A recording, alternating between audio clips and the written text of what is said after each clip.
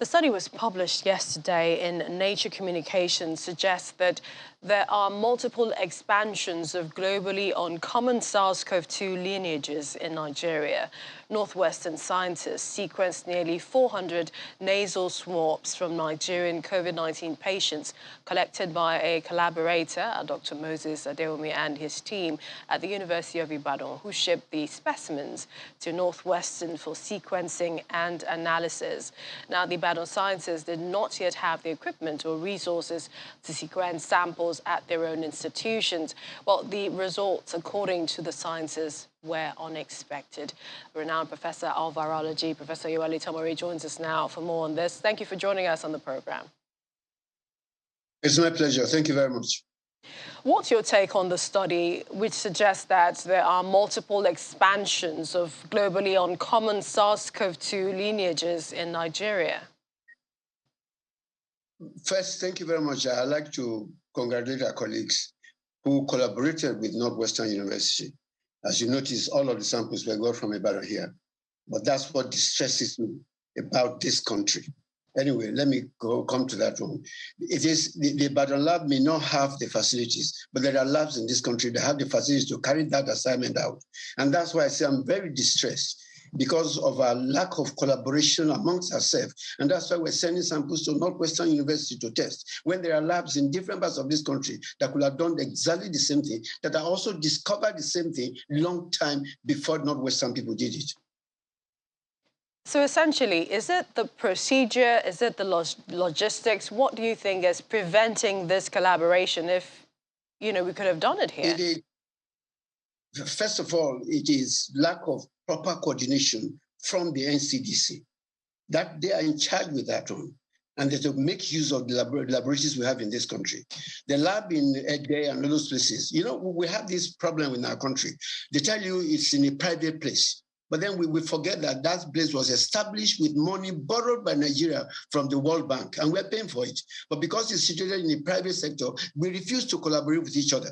And that's why samples have been sent to Northwestern England. We shouldn't be sending samples to such places. We should be doing this type of thing in this country. And that's very distressful. Go and check the records of the NCDC. This same variant, B525, have been reported in this country several times before. If we have been collaborating amongst ourselves, this so-called ETA variant, we will have discovered it. Way back in 2021, they've done that one. So this is what is wrong with us. That's why I'm distressed about this. I'm happy for our colleagues who did with Northwestern, but I'm distressed that this situation, go and read that report. It talks about the problems that we have in Nigeria. We know we have the problems, but it's not for public exposure because we have the capacity, we have the capability. We will not collaborate with each other, and that's what is causing the problem. We should be unhappy with ourselves as a country. The report also talked about international collaboration, saying that this is important with the kind of surveillance, genomic sequencing that we need to do going forward. I have no problem with international collaboration, but what you can do in your country, why are you not doing it? Why are you carrying the basic thing you can do to international collaboration? International collaboration means you contribute, I contribute. It is not for them to do it all. That is not that's slavery. We are giving ourselves in the situation in which what we can do, we're not doing it because we're not collaborating amongst ourselves at home. That's the problem. We suggested the federal government a long time ago to organize, NCDC to organize this network, but they will refuse and won't do anything. And now we become the tools in the hands of people from outside the country. I read that report and I'm very distressed about it. So what's your take on the study itself, the differences in the types of SARS-CoV-2 viruses found in Nigeria compared to the rest of the world? Suggesting that, there seems to be something happening here. That's the problem. That study was done with 400 samples from Nigeria. Did they do from other countries? We don't know. They didn't tell us. 525 have been found in other parts of the world. It wasn't only in Nigeria. It was found in UK. It was found in so many other countries. Did they do their study with the 525 of other countries? So you can't do with Nigeria alone and say, this is multiple something going on in Nigeria. It is an incomplete study. And that's the point I'm trying to raise.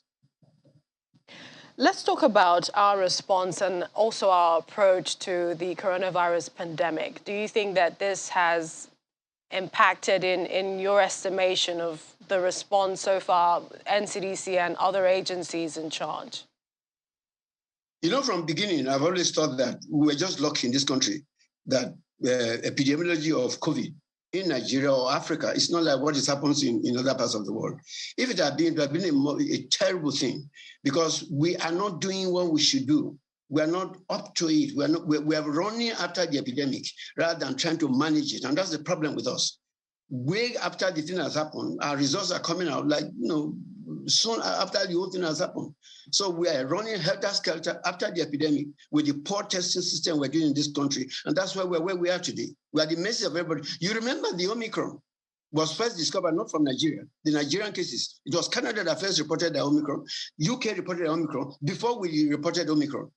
So this is the problem we're talking about. Outsiders tell us what problem we have, not because we cannot do it, but because our people are not collaborating together and we're not working as a team. And that's where the problem is. And I charge the NCDC the right to collaborate and coordinate. That's the problem. That's the missing link. I'd also like to ask, I know over the time we've said it, you also said it, that it appears we were lucky, but a lot of people outside Africa are also trying to find out why we appear to have low hospitalization rates, the low deaths. We keep hearing that it's a young population. We also hear underreported cases, lower testing. What do you think it is? There have been all sorts of speculations, the ones you mentioned. There have also been people who have said that there is some genetic makeup which is preventing us to have severe infection. That is still a speculation, and people need to work. And that is where we come in.